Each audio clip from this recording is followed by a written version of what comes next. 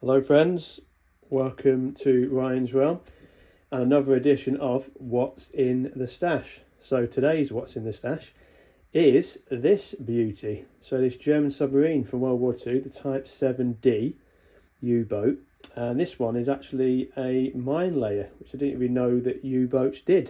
So you can see the mines here, the sea mines.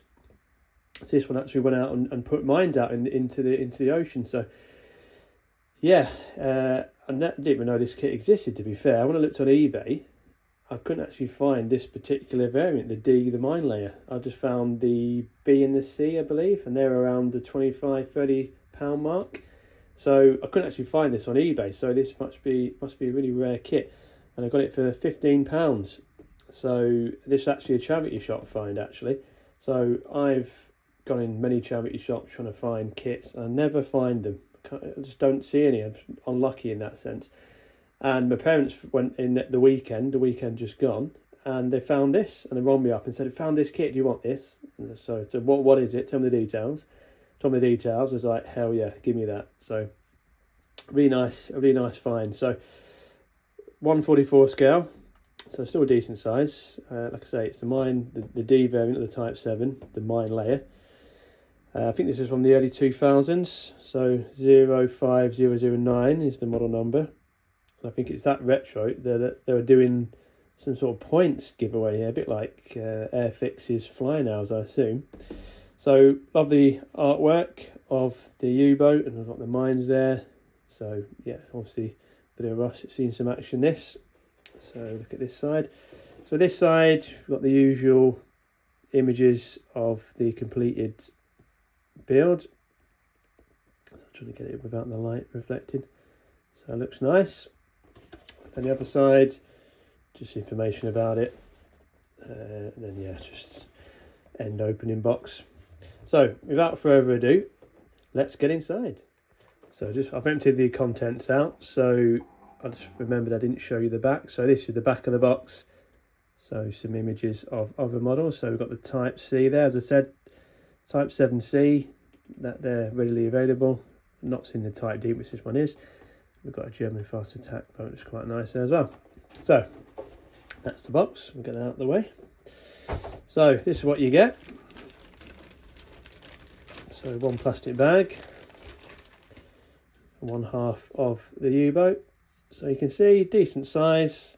I think the lengths, on the box is about, I think it's just under 60 centimetres in length. So still a decent size for 1/44 scale. So you can see it there, that's one half.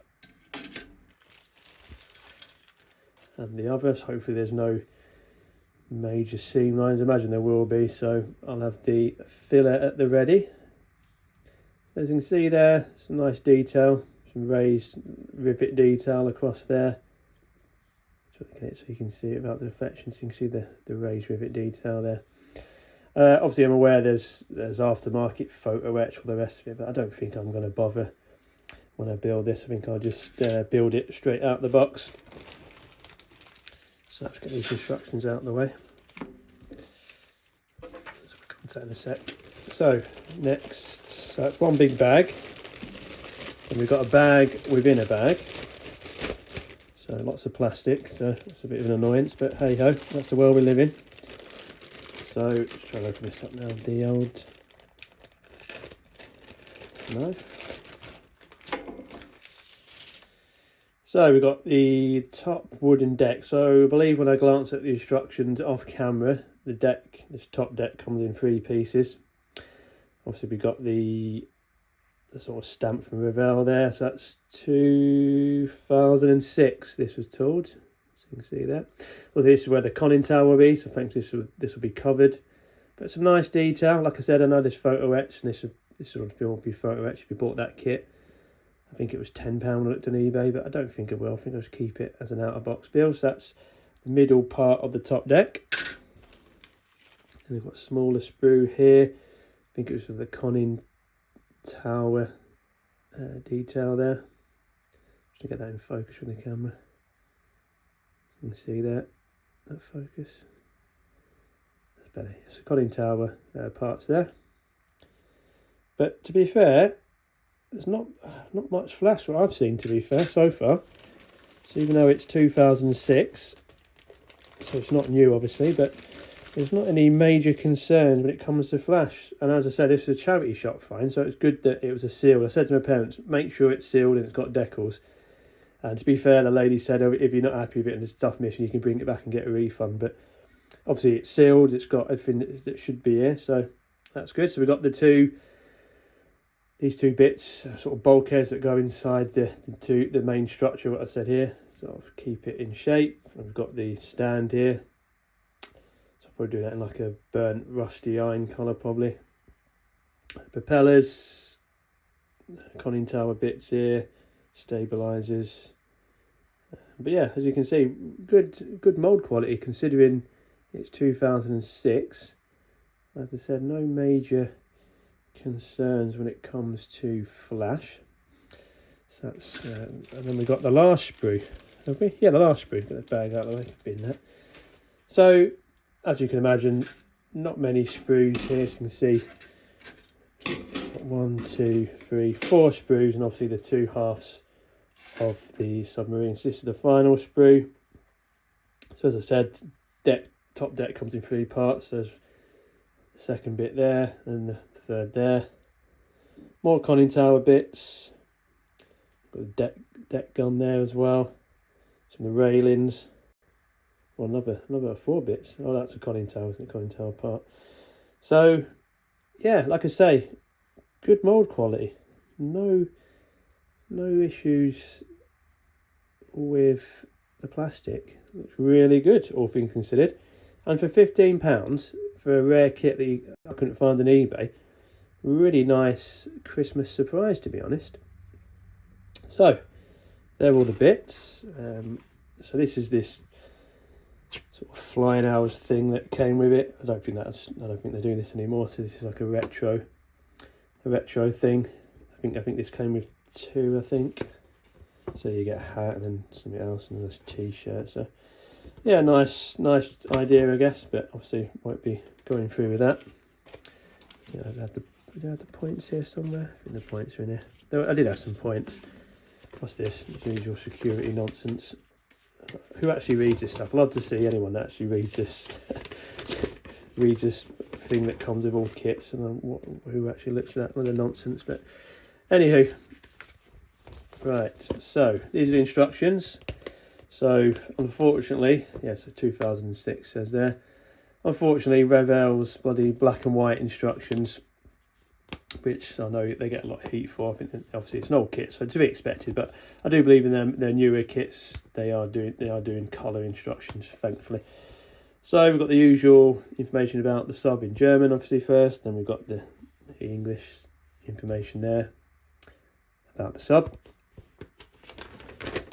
The usual instructions that you get with Revell, about how to build it, what the symbols mean. Revell's annoying paint call-outs and letters, which are really hard and annoying to follow. Then we've got to break down the sprues, which I've obviously just gone through, so I didn't dwell on that too long. Then we get into the build. So I'll just hold these instructions here, might be easier so you can see them. So it starts off with the stand and the call-outs, like I said, the annoying letters. Then we've got the mating of the 2 holes, and as I said, we went through the sprues, these 2 bulkheads to give it the shape. Let that dry and set, so some tape for that. Then we get onto the top deck. So I have to put that in, so all pretty straightforward really. So you just put in the 3 pieces, as I said. Some question marks there. I'll have to look into what that means, but yeah. So as expected from a submarine, not going to be a hard build. The build's going to be easy. It should be the painting. The painting, obviously, getting the right colours, trying to get that nice weathered look, trying to get a sort of water line staining around it. So that's where the work will be. The most work will be. Then we get into 5 here. Not sure what that is. Oh, it's the sort of float stabiliser things. We'll go into 6. Then 7, we've got the shafts for the propellers that we're doing, obviously the propellers.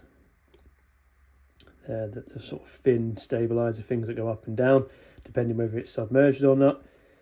And then we've got some, drill some bits in there. So, yeah, it's quite straightforward. As I said, no major issues looking at it so far. Put those stabilisers in, then we get on to the conning tower, I believe here, conning tower components. Yeah. Then we've got the sort of deck gun here. So that'd be good to paint that and do some dry brushing on. Then yeah, the conning tower parts here, more parts for the conning tower. I'm not sure what this means here, 1-to-1 scale. Not sure, but anyway, I'll look into that when I actually build it. Then more parts as the conning tower is coming together. Sort of outer frame of the conning tower there. Final bit of detail looks like. Then step 22, put in the gun on there, the railings and the flag mast, flag pole. And another one there as well for step 24. So obviously, as expected, the main detail and build is the conning tower really. All the little details. The guns there for step 25. Putting the conning tower on. Some question marks there, some choices to do with that. Not quite sure what they mean by the choices, but I'll have a look. And then some deck details, like railings and whatnot there. Yeah, some railings putting on there on the top deck. Then whatever they are, they're fans or something on there. Anyway, putting that on there. Some more railings. That's the conning tower. Then we've got some wiring, some thread. So I've actually got some thread. I think I've got is it the AK Interactive? Is it Bobby thread I've got? It's for 172, but yeah, it'll do for this. So that'd be good. Put that sort of rigging on there. And then we've got a load of paint schemes here. So we've got the different U-boats there, so different numbers, which you can see. So I think they tell you different decals for the different boat numbers. So it tells you information about them there, which you can read. I'll pause if you want to read into that. General paint guide for it. So there you go. And as I said, each U-boat has its own sort of variant. It's 213, 214. Different paint guide. Like I say, the painting won't be the hardest part. Painting should be straightforward, but it's just getting that wear and tear, that grimy look that submarines have. I don't want to paint it and have it pristinely clean, because that'll just look a bit naff on it, to look a bit battle worn and like it's seen some service. So you can see there 213, 214, and if you go on to the next pages on here, so the other variants, 215, 216. See there. Then we've got 217 and 218. So there's different choices, and so these two here, as you can see, 217's got quite a unique stripy scheme. So that'd be quite nice to do. So it's a bit of variation to the submarine, that colour variant. So might have to do that. They're all based at Brest by looks of things, but different years. I like that striping, because the others aren't stripy, are they? If you look, that 217 stripe, and the others are just a normal shades of grey. So that might be quite a unique one to do. This one here, 217. And then that's the back, nothing on there. So yeah, there's instructions. Like I say, look at the image. I know it's black and white, but you can see it's all worn and battle worn and rusty and streaks and staining. So I like to try and recreate that really and give it that authentic war feeling. And then finally we've got the decals. And considering the age, they're in quite good condition, you can see there. Yeah, unfortunately the swastika's blacked out, which is quite frustrating at this day and age. I think we know what happened, and it's just for historical accuracy really. That's what I like, having an accuracy for back in the day. But hey ho, we can't have that apparently. So, but yeah, so as we said from the instruction, different use. These obviously go on the stand. As you can see, how to get the camera to focus. So you can see there, good quality decals for 2006. So yeah, you can see different insignias there, and it's quite nice. Different ones there, but as you can see, it's not not too bad, all things considered. So yeah, there we go. So that is the kit. So thanks everyone for watching another edition of What's in the Stash.